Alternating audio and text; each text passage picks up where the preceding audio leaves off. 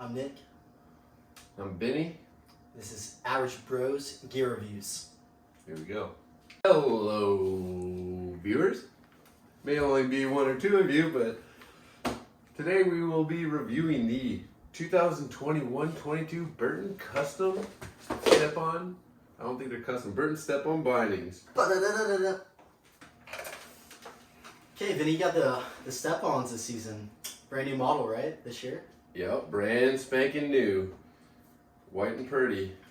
Rode them 3 times already at Mammoth. And, you know, pretty sick. I'm actually pretty excited about them. I was one of the skeptics that was very kind of nervous about maybe your feet breaking loose and you breaking a leg or something like that. I do ride very hard, and I can say that they met me on the test. So you said you rode them 3 times already. Was there a feeling out process? Like, how'd you feel the very first time you were on them compared to the third time? And did it change much? Yes. So the first time I rode them, we'll talk about the boots next time, but in general, so the boots, when you have your boots nice and tight like you normally do, it's kind of bad for these because your foot is actually held in so much better than any other snowboard binding because it's held in here and here compared to like your boots inside and able to kind of move around underneath the straps on a normal board. But the fact that they're locked in, it kind of turned me off, and I was kind of like not happy about it the first day. But I talked to someone else in line, and they had them too, and I'm like, what's your tips? And he's like, yo, what you got to do is make sure the top, loosen it up a little bit, like the top part of your boot, and then you're good. And I tried that, and honestly, night and day difference. Like, thoroughly enjoyed the ride after that. So he said just loosen up the top part of your boot, but I don't have Step-ons, I just have normal bindings. Like, how do you go about loosening up that top portion so you feel more comfortable riding? So it's going to be, I mean, they're all BOA systems, I think, right now. You're just going to pop the BOA and literally just ride a lot looser than you would think. All the flexibility is just going to come from that. Because right now, I mean, they're having brand new setup, everything's super stiff, so you really just want to ride it a little bit looser than you would, give that extra like mobility. And then also for me, because it's so rigid, I actually had to move my stance a little bit, and I couldn't go with my normal stance because it would kind of take in the boot movability in there. So the fact that I did that, it sorted out now. I mean, yeah, it fired. So you adjusted your stance. What's your typical riding stance before you had Step-ons, and what'd you change it to? So the typical riding stance is, I went from about negative 18 to negative 16, I think it was, in the back. Okay. I grew up doing that, always on a narrow board. I got a wider board with the goal to shift my feet more, you know, natural stance. But with these, I found I couldn't do that because like my leg doesn't want to be straight, it wants to be up. So I moved it back up to about I think it's a 16 in the front, negative 12 in the back. So I'm still able to get a little more neutral. And I found out I brought my stance in a little bit too, which really helped with the pop of the board and everything. So interesting. Okay, so I mean, I know you're riding pretty well at this point, but for the guys who are watching this and have never seen you ride, like you said, you're taken out 3 times. Does that riding mostly consist of groomers or trails or park? Like, what are you mostly hitting with these Step-ons? So far it's only been tested in powder, like deep powder, and groomers. I haven't been to the park yet. I've hit natural features, and they went awesome off that. I will say in the powder, like you run into those parts in the trees where you go a little too deep. Trying to unstrap is very difficult. So that is something kind of weird. But like normally you want to undo your back foot, but I guess my friend's dad told me he undid his front foot and it helped a lot. It's just weird. You gotta get used to it because instead of like grabbing for your toe, you gotta grab for your heel, and then you're pulling your foot out and turning it.